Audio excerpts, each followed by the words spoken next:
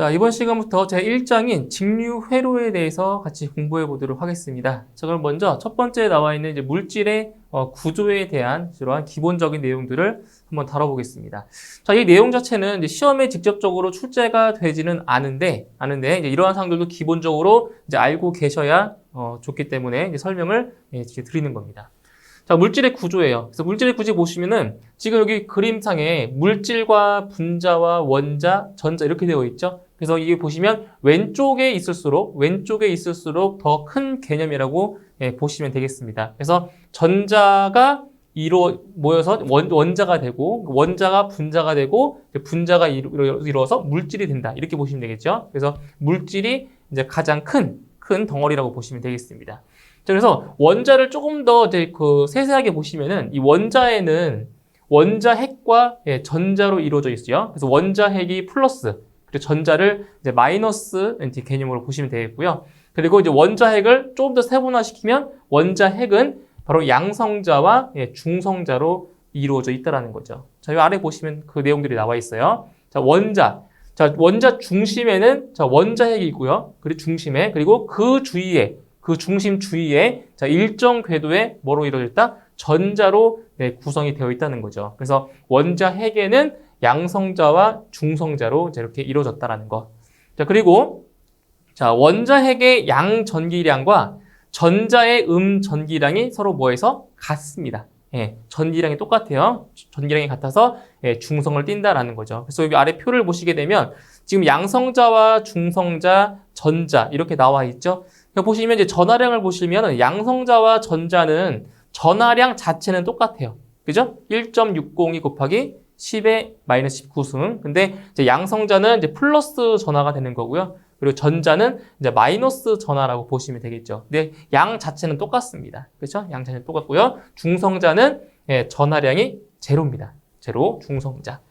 자, 질량도 보시게 되면 질량은 이제 양성자와 중성자의 질량은 똑같습니다. 1.672 곱하기 10의 마이너스 27승이 되고요. 전자가 또 작죠, 질량이. 9.109 곱하기 10의 마이너스 31승. 그래서 여기서 질량 같은 경우는 굳이 암기할 필요는 없어요. 이 정도 된다라는 것만 좀 인지를 하시면 되고요. 그래서 성질을 보시게 되면 양성자가 플러스 성질이 있고요. 그죠? 그리고 전자가 마이너스 성질이 있다라는 것도 이제 참고로 이제 알고 계시면 되겠습니다. 자, 다음 보시면 이제 원자가 이루어서 분자가 된다고 했죠. 그래서 물질의 성질을 가진 뭐라고요? 최소 단위다. 물질의 성질을 가진 최소 단위를 분자라고 하고요. 자, 서로 다른 종류 또는 같은 종류의 원자가 뭐해서 결합해서 분자를 구성한다는 거죠. 자, 아까 말씀드렸듯이 이 원자핵에는 양성자와 중성자로 이루어져 있다고 했죠. 그죠? 그리고 이 원자핵 주위를 어떤 일정한 궤도를 이렇게 지나고 있는 뭐가 있다고요? 이러한 전자들이 바로 원자핵 그 주위를 일정한 궤도로 이렇게 이게 움직이고 있는 거죠. 이게 바로 분자가 되겠죠. 자, 그럼 전기의 발생이죠. 전기의 발생. 그럼 어떤 식으로 해서 전기가 발생이 되는지 한번 보실게요. 자, 이건 아까 말씀드렸던 거예요. 원자핵이고요. 이게 전자입니다. 전자. 그죠? 전자. 그래서 막 떠돌아 다니는 거예요. 그래서 이때 이 빛이나 열을 받으면은 지금 이 궤도를 움직이고 있는 이 전자들이 이탈을 합니다. 자유전자. 이탈을 해서 이제 여기에 붙는 거죠. 자, 보세요. 이 원자핵 안에는 지금 양성자가 3개가 있는데 이 궤도에는 지금 이 자유전자가 일로 붙어서 어떻게 돼요? 전자가 4개가 되는 거죠. 그러니까 그 양성자의 개수보다 지금 전자의 개수가 1개가 더 많잖아요. 그렇죠? 근데 반대로 여기에서는 이 지금 전자가 이탈했기 때문에 양성자는 3개고 전자는 딱 2개만 지금 남아있는 거예요. 그렇죠? 그러니까 여기는 양성자가 하나가 더 많은 거고 이쪽은 전자가 하나가 더 많은 겁니다. 그렇죠? 그래서 어디를 보시냐면 이거예요. 그래서 양성자는 양전하를 더 가졌고 전자는 음전하를 뭐한다? 더 가졌다라는 그런 의미가 되는 거죠. 그래서 하나씩 볼게요. 자, 중성인 원자의 외부의 열이나 전기 에너지가 이렇게 가해지면 자, 전자는 원자 궤도 밖으로 뭐 한다고요? 이탈합니다. 그죠? 떠난다고요. 그죠? 궤도 밖을. 그래서 전자가 이탈한 원자는 이제 마이너스가 줄어서 전기적으로 뭐가 된다고요? 전기적으로 플러스. 그죠? 플러스가 된다는 거죠. 전기적으로. 근데 이탈한 전자는 다른 원자에 붙어. 여기죠? 다른 원자에 붙어서 전기적으로 뭐가 된다? 마이너스가 된다는 거죠. 그러니까 전자가 더 많으면 마이너스. 그죠? 양성자가 더 많으면 플러스가 된다는 거죠. 그죠? 이렇게. 그래서 전기적으로 플러스 마이너스의 열 에너지를 가진 것을 뭐라고 한다고요? 통틀어 전하라고 하는 겁니다. 통틀어서 전하라고 하고요. 그래서 양전하, 음전하 이렇게 얘기를 하는 거예요. 그래서 양성자는 양전하를 더 많이 가진 것, 그리고 전자는 음전하를 더 많이 가진 것, 이렇게 해서 구분할 수가 있다라는 겁니다. 자, 이렇게 해서 바로 전기가 또 발생을 하는 거예요. 전기가. 자, 그 다음 전기력이죠. 쿨롱력이라고 하는데 이것은 두 전하 사이에 그 작용하는 힘, 이것을 이제 바로 전기력, 이제 쿨롱의 법칙에서 얘기할 수 있는데 이거는 이제 두 번째 장에서도 말씀을 드릴 거예요. 그래서 정전 용량을 우리가 다룰 때 다시 한번 말씀드릴 건데 두 전하 사이에 작용하는 힘, 이걸 전기력 또는 쿨롱력이라고 하는데 자, 어떠한 성질들이 있나 보세요. 자, 같은 종류의 전하끼리는 뭐한다? 서로 밀어낸다. 자, 우리 그 과학 시간에 이런 거 배웠잖아요. 그 자석에는 N극과 S극이 있었죠. 그죠? N극과 S극이. 자, 이거 N극이고 S극. 이거 S극, N극. 자, 이렇게 됐을 때, 자, 같은 극일 때는 어때요? 같은 극일 때는 서로 밀어내죠? 그죠? 자, 같은 극일 때는 서로 밀어내요. 이렇게. 그죠? 예, 밀어낸다고. 그죠? 그런데 만약에 자, 자석이 이제 다른 극이다. 다른 극끼리 만났어요. 여기가 N극, S극, N극, S극. 이렇게 다른 극끼리 만나면 어떻게 돼요? 서로 붙죠. 끌어당기죠, 서로. 예, 서로 붙는단 말이에요. 그죠? 똑같은 개념이에요. 그래서 같은 종류의 전하끼리는 서로 뭐 한다고요? 밀어내요. 그죠? 붙지 않고 밀어내요. 그런데 반대로 다른 종류의 전하끼리는 서로 뭐 한다고요? 끌어당겨요. 붙으려고 해요. 그죠? 그러니까 자석과 같은 이치라고 보시면 되는 거죠. 그래서 같은 전하 사이에는 뭐가 발생한다? 반발력. 서로 밀어낸다고요. 또는 청력이라고 해요. 청력. 그리고 반대로 다른 전하 사이에는 서로 끌어당기는 흡인력. 그죠? 흡인력. 끌어당기는 거예요. 이것을 인력이라고도 하는 거죠. 그래서 같은 종류의 전하끼리는 서로 밀어내는 성질, 그리고 다른 종류의 전하끼리는 서로 끌어당긴다라는 이러한 성질들이 있다는 것도 기억을 하시면 되겠습니다. 자, 그 다음 전하량 또는 전기량이라고 하는데 이거는 기호로 이제 알파벳 대문자 Q로 표시를 합니다. Q. 전하량을 자, Q라고 표시를 해주고요. 그리고 전하량의 단위가 뭐냐? 바로 C. 대문자 C로 써요. 이것을 쿨롱이라고 있습니다. 쿨롱, 뭐 10쿨롱, 그죠? 뭐 2쿨롱 이런 식으로 쿨롱이 바로 전하량의 단위가 되는 거죠.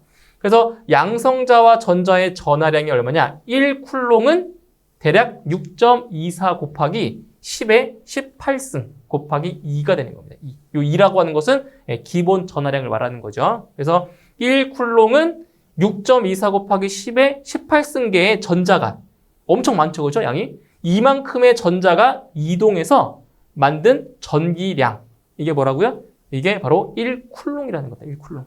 엄청나게 많은 전자량이에요, 그죠? 이 양은. 그래서 1쿨롱은 6.24 곱하기 10의 18승계의 전자가 이동해서 만든 전기량을 1쿨롱이라고 지금 정의를 하고 있는 겁니다. 그죠? 자, 그 다음, 이제 전류와 전압, 그리고 기전력, 저항에 대해서 한번 같이 보겠습니다. 저기 이제 화면에 보시는 그림을 보면 여기서 이제 전기와 물을 이렇게 잘 비교해서 설명을 드릴 수가 있겠는데, 자, 여기 보세요. 이쪽은 이제 우리가 이제 과학 시간에 많이 봤던 그 꼬마 전구에 불을 밝히는 이제 그러한 회로도죠. 간단한 회로도. 건전지가 있고요. 꼬마 전구, 그죠? 꼬마 전구. 그 다음 여기에 스위치가 있어요. 그래서 이 상태에서 스위치를 이렇게 누르면은 어떻게 돼요? 이렇게 전류가 이렇게 흘러서 꼬마 전구에 불이 들어오잖아요. 그렇죠? 이런 식으로. 왜냐면 스위치를 누르면은 이렇게 하나의 그 회로가 형성이 되기 때문에 이 꼬마 회로에 불이 들어오는 거예요. 이것은 자, 오른쪽에 있는 것처럼 같은 개념이라고 보시면 돼요. 자, 보세요. 이게 펌프죠, 펌프.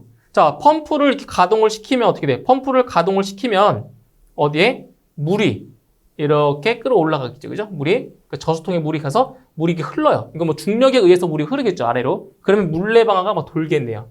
막 돌아요. 그죠? 근데 목 돌다가 여기서 밸브를 잠가버리면 어떻게 돼요? 물이 더 이상 흐르지 않겠죠. 그죠? 물이 흐르지 않는단 말이에요. 물이 흐르지 않으면 더 이상 여기에 물의 흐름이 없겠죠. 그죠? 그래서 어떻게 보시냐면은, 자, 전기와 물을 이렇게, 자, 비교해서 보시면 돼요. 자, 전기에서의 전압이라고 한다. 전기에서의 전압.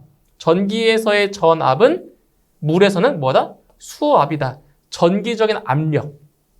이거는 수압, 물의 압력. 그죠? 같은 개념으로 보시면 되는 거예요. 전기에서 말하는 전압은 여기는 뭐 여기에 지금 전압이 있겠죠. 건전지에. 전압. 그죠? 건전지에서. 자, 물에서의 수압. 수압은 펌프에서 이제 물을 이제 끌어올리겠죠. 위로. 그죠? 같은 개념. 그래서 전기에서의 전압은 물에서는 수압이랑 같은 개념이다. 그 다음, 전기에서의 전위는 물에서는 뭐다? 수위다. 물의 위치. 맞죠? 물의 위치에. 그러니까 여기서 여기까지 어때요? 물의 위치가 차이가 있는 거죠. 그죠? 그러니까 여기 물의 위치 차가 있기 때문에 물이 흘러내리는 거예요. 그런데 만약에 위치 차가 없다. 이런 수평관이다. 그럼 물이 흘러요, 안 흘러요? 잘 안 흐른다는 거죠. 그죠? 안 흐른다고요. 그래서 높이 차가 있기 때문에 물이 이렇게 아래로 흐르는 거예요. 여기도 마찬가지로 전위 차가 있기 때문에 이렇게 전류가 흐른다라는 거죠. 전류. 그래서 전기에서의 전류는 물에서의 뭐랑 같다? 수량이랑 똑같다. 전류. 흐른다고요, 전기가. 그죠? 전기가 흐른다. 여기도 물이 흐른다라는 거죠. 수량. 이런 거. 그래서 흐르게 되는 양이다.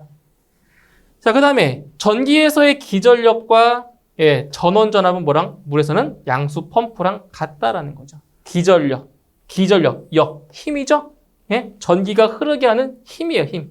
전원전압. 이거는 양수 펌프. 이 펌프로 물을 어떻게 돼요? 물을 끌어올리는 거잖아요. 그죠? 힘을 줘서. 그래서 흐르도록 하는 능력. 이것을 바로 기전력 또는 전원전압. 이제 물에서는 이제 양수 펌프가 해당이 되겠네요. 그죠? 이런 것들. 그래서 전기와 물을 이제 비교해서 보시면 좀 더 쉽게 이해가 되실 겁니다.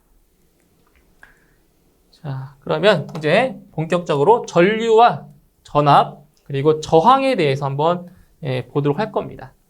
자, 먼저 전류라고 하는 거는 일단 여기 영어로 일렉트릭 커런트라고 하죠. 그죠? 일렉트릭 커런트. 그래서 정의를 보시면 전선 속에서 전위차가 존재해야 전류가 흐르는 거예요. 전위차가 0이면 전류 안 흐르요. 그죠?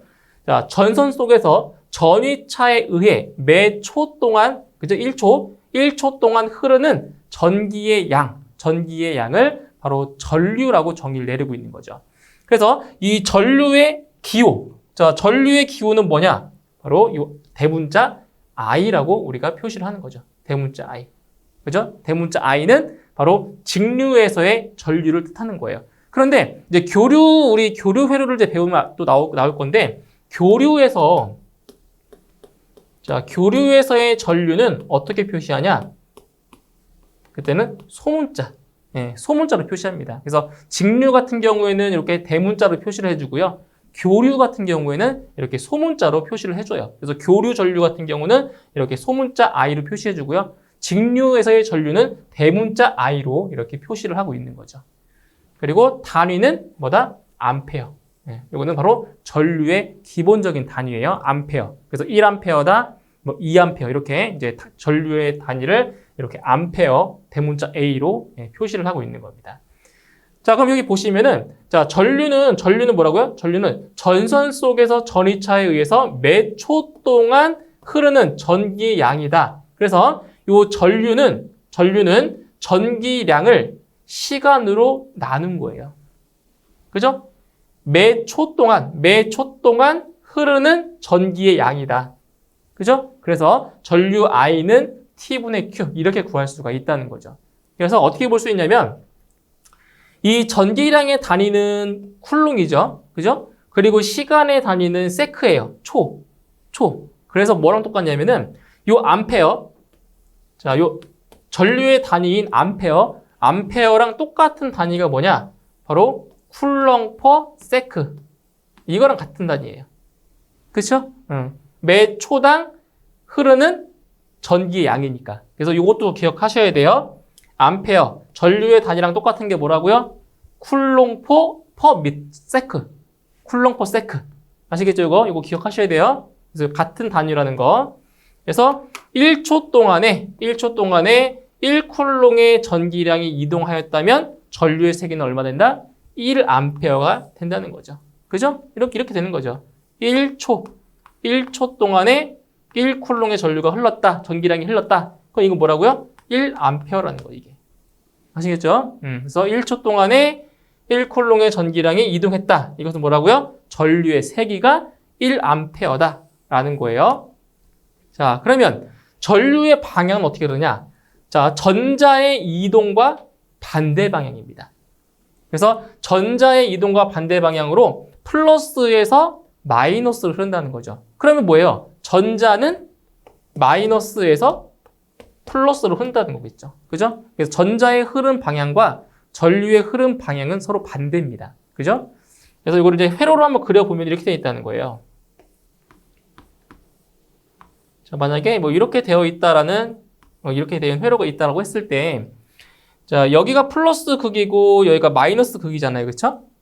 플러스 극, 마이너스 극. 그래서 전류의 흐름 방향은 이렇게 된다고요. 이렇게. 플러스에서 마이너스로 이렇게 전류가 흐른다고요. 아시겠죠? 전류는 그래서 플러스 극에서 나가서 마이너스로 들어오는 거예요. 이 방향도 꼭 기억해 주셔야 돼요. 그죠? 전류는 플러스에서 마이너스로 흐른다는 거. 이게 정방향이에요. 정방향. 이렇게 해서 전류는 이렇게 되어 있고요. 자, 그 다음에 이제 전류를 이제 배웠으니까 전압도 한번 알아야 되겠죠. 전압. 자, 전압 보세요. 자, 전압이 없으면 뭐도 없겠어요?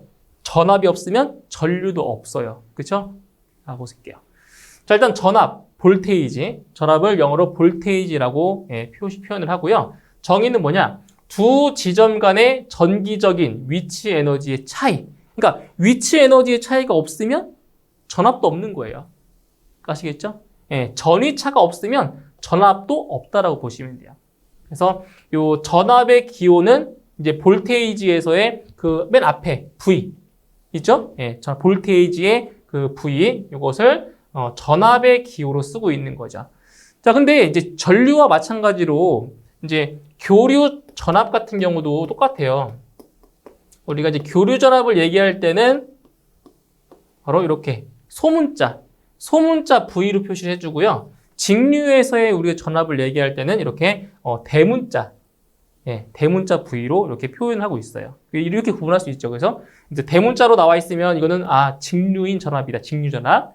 이렇게 소문자로 나와 있는 전압이다. 이것은 교류 전압이다. 라고 우리가 쉽게 구분할 수가 있겠죠. 자, 그리고 이제 전압의 단위는 뭐다? 똑같아요. 기호도 V지만 단위도 똑같이 V입니다. 볼트. 그래서 뭐 10볼트, 뭐 100볼트 우리가 이렇게 얘기를 하죠. 그죠? 볼트. 그래서 볼트가 전압의 단위가 되는 겁니다.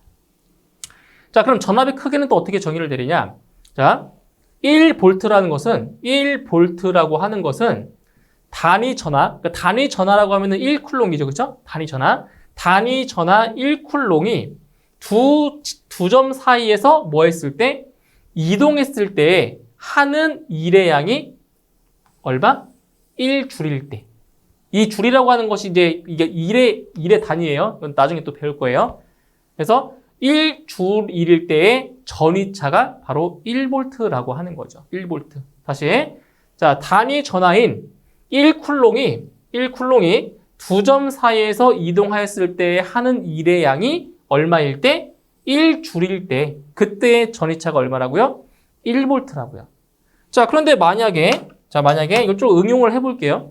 자, 단위 전하 1쿨롱이 두 점 사이에서 이동하였을 때, 자, 하는 일의 양이 만약에요. 10줄일 때. 그 10줄일 때의 전위차는 얼마가 되는 거예요? 이런 경우에는 10볼트가 되는 거죠. 10볼트. 그죠? 10볼트. 그래서 어떤 도체에 Q 쿨롱의 전기량이 이동하여 W 몇 줄, 그죠? W 줄의 일을 하였다면 이때의 전압 V는 다음 식과 같다. 그래서 이 전압이라고 하는 거는 전압 V는 E를 무엇으로 나눠주면 돼요? 바로 전기량으로 나눠주면 되는 거죠. 그래서 V는 Q분의 W다. 예. 그래서 1쿨롱이 두 점 사이에서 이동했을 때 한 일의 얼마일 때? 1줄일 때, 그때의 전위차가 1V다. 이렇게 정의를 내린 거예요. 그리고 이 식을 조금 더 변형을 시켜주면, 자, V는 Q분의 W라고 했죠. 그죠? 그러면 한 일은 뭐가 되는 거예요? 전기량에다가 전압을 곱해주면 되는 거죠. 그래서 또 여기서 또 무엇을 알 수가 있냐면은, 자, 보세요. 자, 단위의 관계를 좀 잘 보셔요. 단위의 관계. 자, 지금 전압의 단위가 볼트죠, 볼트. 그죠? 그럼 볼트. 자, 이 볼트는 뭐랑 같아요? 자, 한 일을 전기량으로 나눴잖아요. 그죠? 그 뭐예요? 볼트는 뭐랑 똑같은 거예요? 줄 퍼 쿨롱이랑 똑같은 거죠. 이렇게. 그러니까 이 단위 사이의 관계도 알고 계셔야 돼요. 우리가 앞서서 이걸 또 배웠잖아요. 암페어. 암페어는 뭐예요? 쿨롱 퍼 세크라고 했었죠. 이 관계. 그죠? 근데 전압은 줄 퍼 쿨롱인 겁니다. 줄 퍼 쿨롱. 이러한 단위 관계도 같이 좀 알고 계셔야 됩니다. 이거. 자, 그 다음에 이제 기전력을 볼게요. 기전력. 자, 기전력은 말 그대로 힘입니다. 힘. 자, 우리가 그 물에서 비교했을 때 물에서는 그 양수 펌프랑 같은 개념이라고 했죠. 그죠? 기전력이라고 하는 것은. 그래서 이 기전력이라고 하는 거는 뭐예요? 여기 나와 있죠. 전류를 연속적으로 흐르게 하는 원동력, 힘이다. 이것을 바로 기전력이라고 하는데 일단 이걸 다른 말로 전원이라고 표현을 합니다. 그래서 전압이랑 기전력이랑 어떻게 보면 조금 같은 개념으로 보시면 돼요. 전압이나 기전력. 그죠? 같은 개념 보시면 되는데 이 공식도 똑같아요. 한 일을 전기량으로 나눴잖아요. 이걸 기전력 2라고 표시하는데 여기서 이제 기전력을 우리가 단위를 이렇게 2라고 표시합니다. 2. 네, 전압은 우리가 V로 표시했죠. 그죠? V. 그런데 기전력은 대문자 2로 표시를 해주고요. 단위는 똑같아요. 단위는 전압과 똑같은 단위인 볼트를 이렇게 사용을 하는 거죠. 볼트. 그래서 기전력의 크기는 뭐라고요? 한 일을 전기량으로 나눠주면 구할 수가 있다는 겁니다. 그래서 전압과 기전력 조금 거의 유사하게 이제 보시면 되겠습니다. 자, 그 다음에 이제 저항 볼까요? 저항. 자, 저항은 자 영어로 하면 resistance. 예, 저항. 저항이라고 하는 거는 뭐예요? 일단 막아주는 어떤 매체가 되는 거죠. 막는 거. 그래서 전류의 흐름을 뭐한다? 방해하는. 예, 전류의 흐름을 방해하는 모든 성분. 이것을 이제 저항이라고 합니다. 저항. 우리가 뭐 저항한다고 하잖아요. 우리가 실생활에서. 그죠? 저항이라고 하는 것은 전류의 흐름을 방해하는 모든 성분들을 이렇게 저항이라고 정의를 내리고 있고요. 그리고 저항의 기호를 뭘로 써요? 대문자 R로 씁니다. 그래서 레지스턴스의 앞글자 요 R, 대문자 R을 저항의 기호로 쓰고 있고요. 그리고 이 저항의 단위는 옴. 그죠? 이렇게 생긴 거 옴. 자, 옴을 저항의 단위라고 합니다. 옴. 그래서 뭐 100옴, 뭐 200옴 이렇게 해서 저항을 표시를 하는 거죠. 자, 그래서 저항은 자, 로 곱하기 A분의 L이에요. 이것도 이제 뒤에 가서 좀 더 자세하게 다룰 건데 여기서 이제 로라고 하는 거는 일종의 자, 고유 저항입니다. 고유 저항. 어떤 고유 저항이냐면은 바로 전선의 이제 고유 저항, 바로 이게 로가 되는 거고요. A라고 하는 거는 이제 전선의 단면적, 그리고 L이라고 하는 것은 전선의 길이를 말하는 거예요. 그래서 전선 같은 경우에는 우리가 이렇게 그릴 수가 있잖아요. 전선은 이렇게 원통형으로 이렇게 생겼다라고 했을 때 전선을 그때 이 전선마다 이게 뭐 경동선인지 뭐 알루미늄 선인지에 따라서 이 고유 저항값이 다 달라요. 전선의 종류에 따라서 이제 고유 저항값이 다 다른데 기본적으로 이 전선의 단면적을 A라고 놓고 그리고 이 전선의 길이를 자, L이라고 놨을 때 그때 이 전선의 저항 순수하게 이 전선에서의 저항을 말하는 거예요. 전선에서의 저항값이 얼마냐? 저항값이 고유 저항 곱하기 단면적분의 길이라고 하는 거죠. 그리고 단위는 아까 말씀드렸듯이 옴이라는 단위를 쓰는 거예요. 옴. 저항의 단위. 그래서 이제 무엇을 알 수 있냐면 이 전선의 저항은 자, 고유 저항에 비례하죠. 그죠? 고유 저항이 크면 클수록 저항값은 큰 거고요. 자, 길이에 비례하죠. 그러니까 길이가 길면 길수록 그만큼 저항이 더 큰 거예요. 그다음 단면적은 뭐 할수록 단면적은 크면 클수록 저항은 작습니다. 그래서 이 단면적하고는 반비례한다라는 그 사실을 알 수 있는 거죠. 그죠? 이거는 이 저항. 지금 여기서 말하는 저항은 전선에서의 저항을 말하는 거예요. 그래서 여기서 말하고자 하는 것은 이 저항이라고 하는 값은 뭐다? 전류의 흐름을 방해하는 그러한 성분을 저항이라고 하고 그때 저항의 기호는 대문자 R 그리고 저항의 단위는 옴 이렇게 표시한다라는 거 요 사실만 이제 알고 계시면 되겠습니다. 자, 이렇게 해서 이번 시간에는 이제 전기에 대한 기초적인 내용과 그리고 이제 전류, 전압, 저항에 대해서 간단히 알아봤고요. 다음 시간에는 조금 더 깊이 있는 내용을 가지고 다시 강의하도록 하겠습니다. 수고하셨습니다.